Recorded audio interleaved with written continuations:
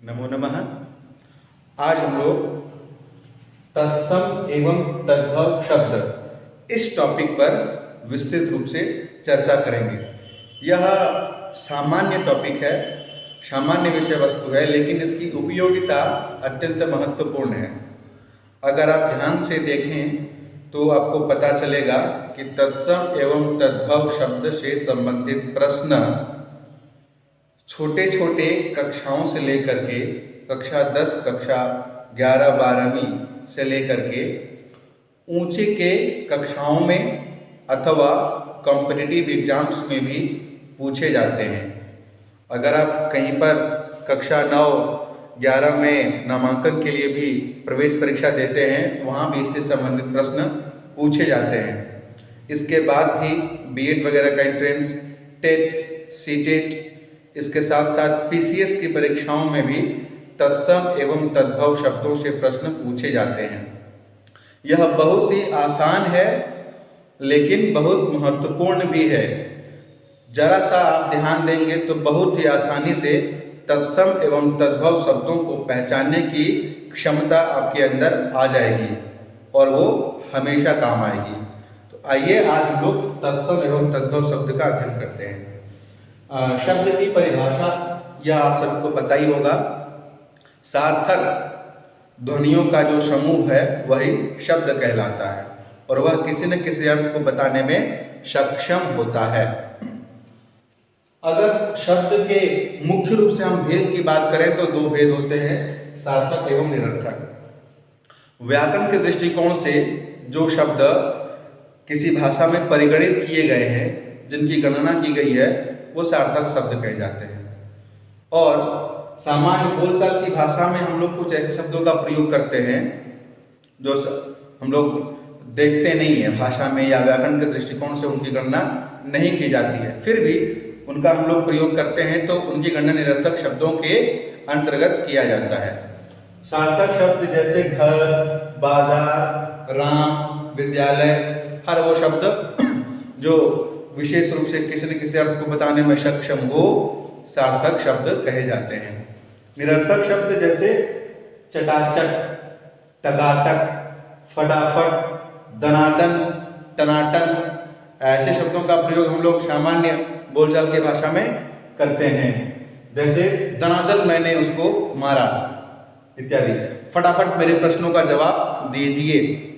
तो ये सभी शब्द प्रकृति प्रत्यय से निष्पन्न नहीं हुए हैं, लेकिन फिर भी इनका प्रयोग करते हैं हम लोग, तो वो निरर्थक शब्द के अंतर्गत उनकी गणना की जाती है। अब अगर तत्सम एवं तद्भव शब्दों का हम विचार करें तो ये कहाँ से आए या इनका मतलब क्या है, यह जानना आवश्यक है। अगर हम शब्दों को विभाजित करें, क्राइटेरिया के अनुसार डिवाइड करें, बांटें, भेद करें, तो चार भेद मुख्य रूप से देखने को मिलेंगे। कौन कौन?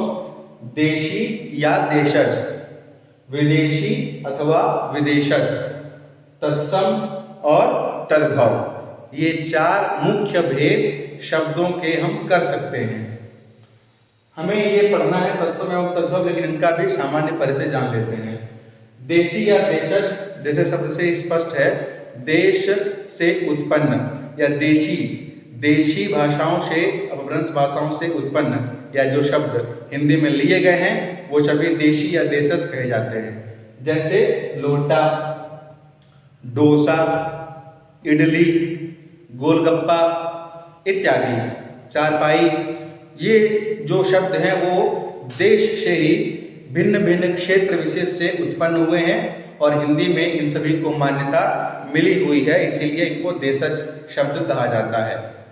इसी प्रकार विदेशी या विदेशज शब्द जैसे कि नामकरण से स्पष्ट है, वह शब्द जो विदेशी भाषाओं से या अन्य विदेशी संस्कृतियों से लिए गए हैं, हिंदी में ग्रहण किया गया है, उनको विदेशी या विदेशज शब्द कहा जाता है। जैसे अलमीरा, आलपी, रिक्शा इत्यादि शब्द। रिक्शा का आविष्कार जापान में हुआ था, सबसे पहले रिक्शा बना था जापान में, वहीं पे प्रयोग भी हुआ था, नामकरण भी हुआ था। लेकिन हम लोग हिंदी भाषा के बोलचाल में भी रिक्शा का प्रयोग करते हैं, रिक्शे का उपयोग भी करते हैं, तो रिक्शा जापानी शब्द है। हमें पता नहीं चलता, रिक्शा हम हिंदी ही मानते हैं, लेकिन वस्तुतः अगर गहराई में जाएंगे तब स्पष्ट होगा कि रिक्शा जापानी शब्द है। इस प्रकार बहुत से शब्द हैं जो अन्य अन्य भाषाओं से, विदेशी भाषाओं से या विदेशी संस्कृतियों से लिए गए हैं, लेकिन उनको मान्यता दे दी गई है हिंदी में, और उनको हम विदेशी या विदेशज इस कैटेगरी में रख सकते हैं।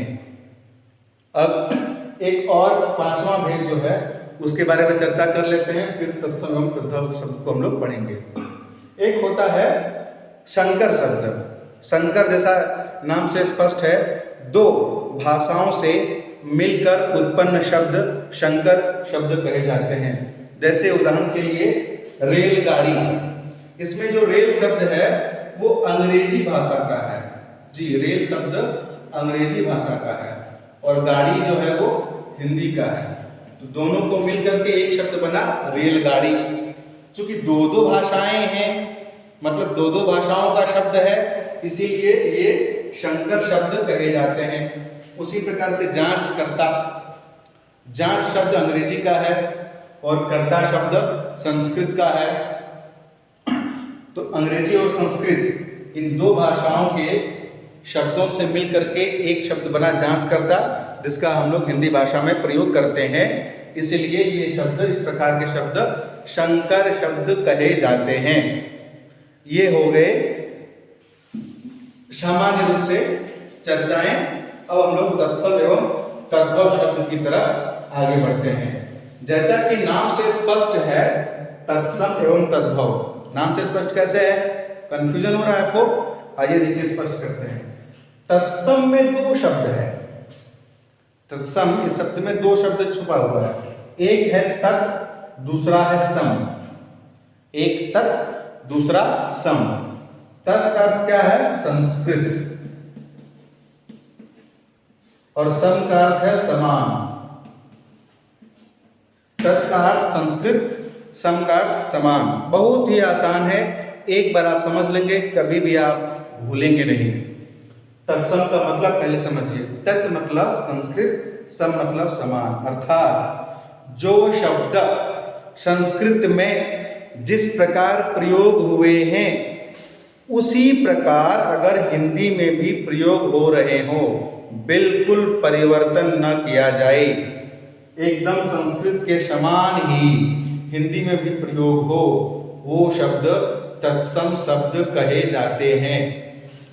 सिर्फ विभक्तियों का प्रयोग नहीं होता, केवल विभक्तियां जो संस्कृत में लगाई जाती हैं वो हट जाती हैं, बाकी अन्य किसी प्रकार का परिवर्तन न किया जाए। जैसा संस्कृत में है सेम वैसा ही हिंदी में भी हो, तो वह शब्द तत्सम शब्द कहलाता है। जैसे उदाहरण देखिए और भी स्पष्ट हो जाएगा तत्सम शब्द का उदाहरण। सबसे पहले संस्कृत में लिख लेता हूं, आम्रम। आम्रम मतलब आम होता है। वृक्षम, वृक्षा होगा पुल्लिंग, वृक्षः। और कर्पूरः, अक्षि,